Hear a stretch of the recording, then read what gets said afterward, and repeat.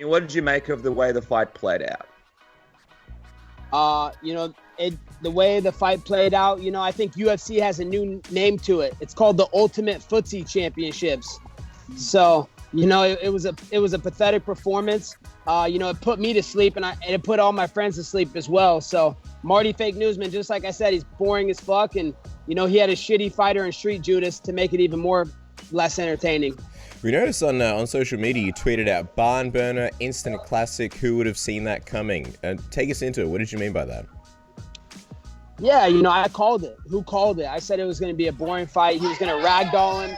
He was just going to take him down, and it was going to be boring. Street Judas, he was in Dustin Poirier's training camp, all training camp. So of course he was working his wrestling with Dustin Poirier. We saw how his wrestling was against that hooker from Australia. He made that hooker from Australia look like Dan Gable. So, what I meant was, it was a shitty fight, and they put all the fans to sleep, and it was obviously I was trolling them. Ultimately, what did you think of Masvidal's performance in the fight? Was it more or less of what you thought would happen in this fight? Did a part of you even maybe expect a little bit more from him, even though he was coming in on short notice? I don't know why everybody's running that narrative that he came in on short notice. He was training his whole camp with Dustin Poirier.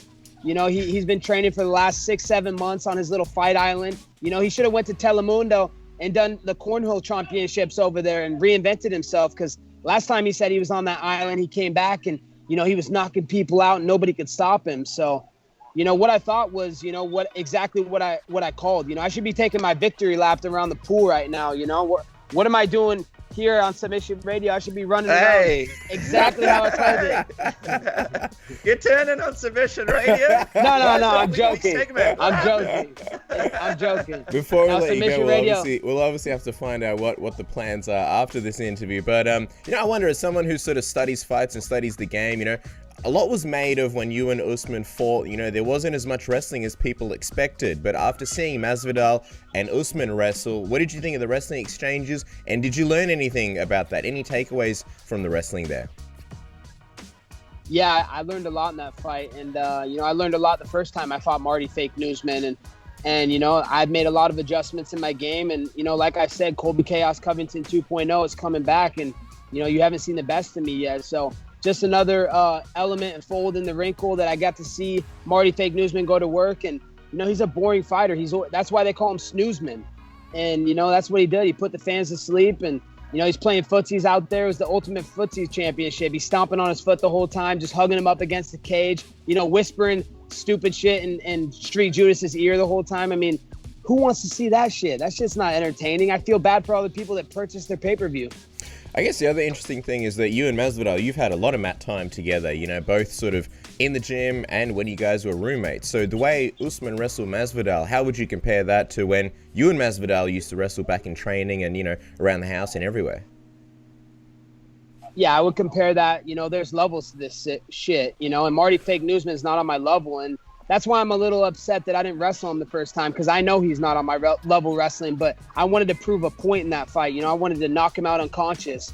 But, seeing that fight and how much he struggled to take down the Street Judas, I mean, that's pathetic, dude. Street Judas was getting taken down by lightweights, by featherweights, by bantamweights, and a Sun Sao. He's been beat by everybody under the moon with double-digit losses, like 15 losses, so from people you never heard of. So the fact that Marty was struggling so much with the takedowns, and I've trained with Street Judas before, I know how bad he is with wrestling.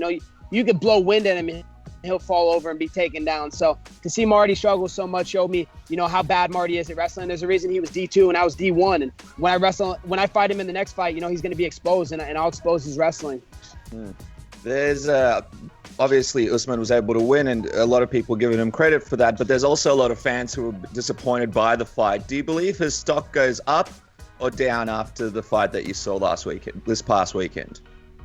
Oh, without a doubt, his stock went way down. No one wants to watch it. Who's going to pay $50 on pay-per-view or $60 on pay-per-view to watch that again, to watch an Ultimate Footsie champion, a guy taking a guy down and holding him? And what I think's even more funny is the ref in the fight was the same ref, the same corrupt piece of shit, that square-headed fuck from England, Mark Goddard. How the fuck does he get the same ref every single title fight? It makes no sense. And Mark was letting him be boring. He was letting him sit and guard and do nothing. He wasn't punching, doing any activities. So, it was pathetic to watch. And, I don't think any fan's going to pay their hard-earned money to ever watch Marty Fake Newsman fight again. Last time we spoke to you, Colby, you were obviously gunning for that fight. You wanted to fight Usman. You wanted that rematch. I'm just curious, what was it like for you sort of watching Jorge in that fight, watching that fight play out? I imagine it would have been a little bit weird watching the fight that you were sort of gunning for, and did a part of you feel like that should have been you in there this past weekend? Yeah, definitely a part of me felt like it should have been me. I mean, the fans want to see me fight him again. And, it's a fight that makes the most sense, like being Marty Fake Newsman. If I would have won the last fight like that, I would never accept taking a win like that. Cause that's not a win. That was corruption. I'm not going to fake foul calls and fake nut shots and fake eye pokes and all the controversy there was with the finish. I stood right up. I was like, dude, I'm not finished. What are you talking about, dude? I slipped on a banana peel. I was fine. I was completely coherent and responding to the shots. I was defending the back of my head intelligently. So to take a win like that and never want to redo it, Marty Fake Newsman's a coward. He's a little bitch. And we're going to find out if he wants, to settle this like real men should. And we need to do round 2. After the fight, obviously, you versus Masvidal was something that was brought up to Jorge at the post-fight press conference. And he said that you would definitely not be next for him. And his reasons were basically because of the way your fight with Usman played out, because he was able to last the 5 rounds. I'm just wondering what you thought of his comments and him saying that essentially he feels that you are below him in terms of the division. Oh, I'm not below him in anything. I'm not below some journeyman fighter who has 15 losses on his record. He got a BMF title. That stands for broken, mediocre fighter. What's he ever done? He's number 3 in the rankings. He's behind me in the rankings. I don't need to ever fight Street Judas Masvidal. We fought every single day in the gym. I knocked him out all the time. You can go to YouTube and watch the last time we fought. We fought for an hour straight in the living room. I used to beat the shit out of him, poke him, play with him, tell him he's a little bitch, whisper in his ear, and he couldn't do nothing about it. He couldn't stop me. So of course he doesn't want to fight me. Why would he want to fight me? Why would he fight a guy that he has no chance to win?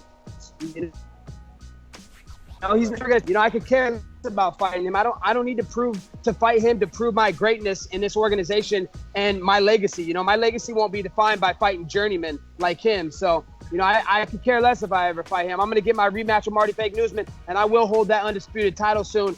And anybody can come get it. I take on all comers. I'm not a little bitch like Street Judas.